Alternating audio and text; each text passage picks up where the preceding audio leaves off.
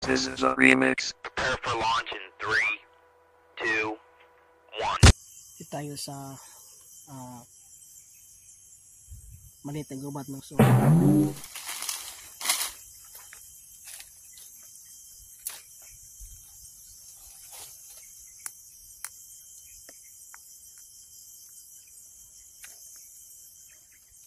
may isang itlog na siya, no?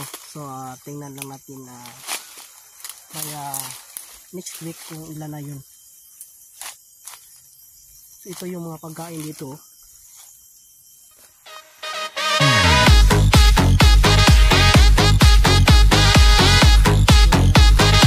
Kinakain sa mga ibon dito, yung limokon, yung ganito.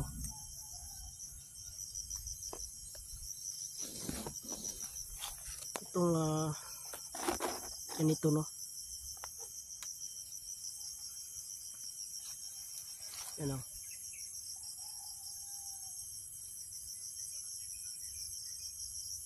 yung ganito.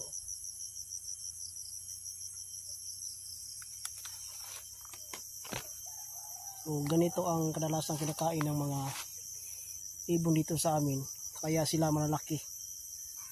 Yung ilalim nito, yung mga buto niya ay kadalasang kinakain nila, no? So maganda ito sa mga bagong sisiyo, ipakain natin.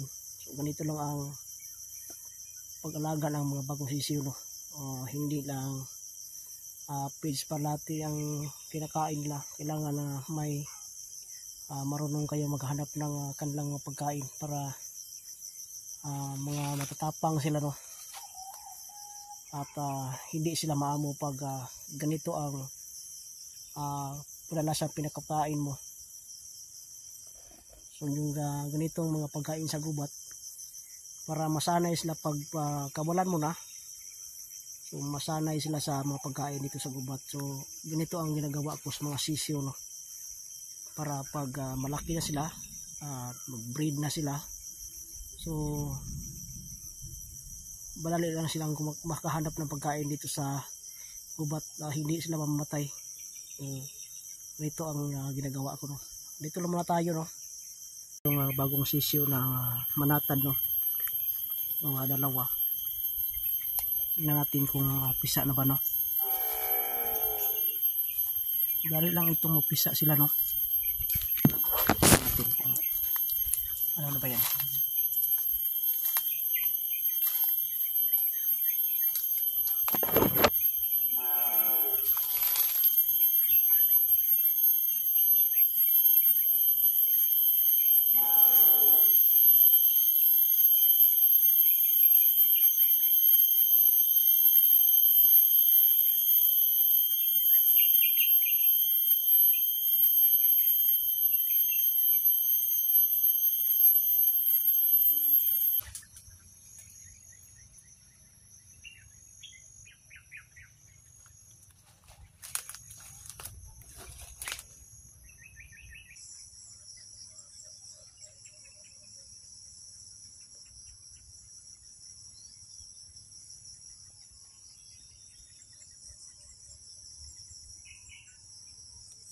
Tingnan natin yung emerald dove, no? Kung malaki na ba sila.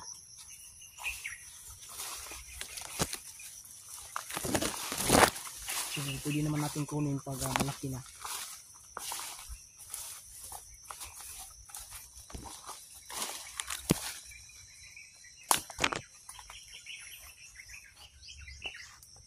So pwede na silang kunin, no? Kasi malaki na sila, no?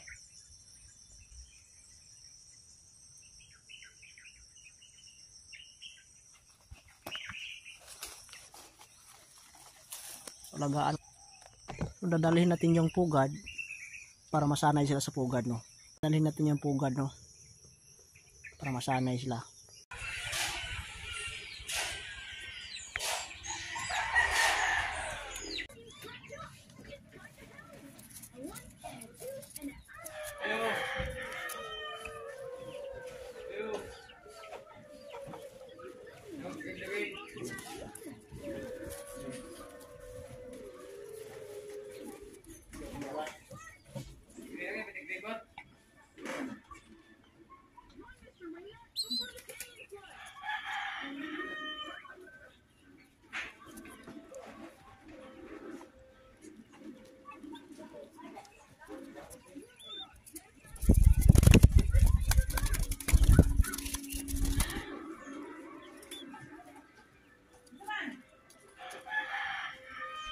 So ganyan lang pag alaga ng mga sisiyo, no?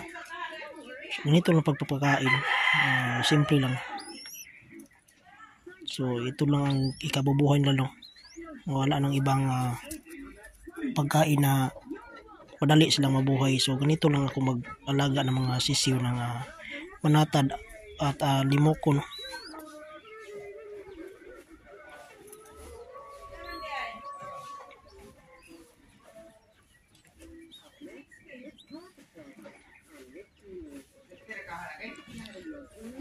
Pag first feeding, so ang gagawin mo, papakainin mo lang siyang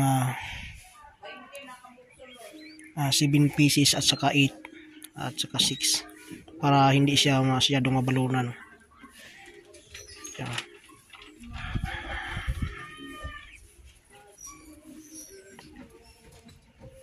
Ito yung lalaki, malaki, at siya yung unang napisa at siya nung unang naitlog, no? Ito babae, maliit. Ito maliit siya. Yung lalaki naman palaging humuhuni.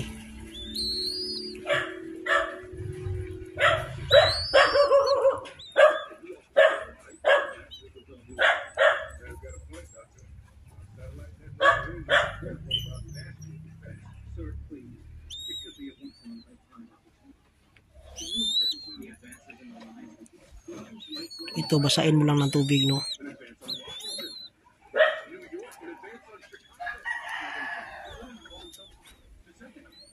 Basahin mo lang ng tubig.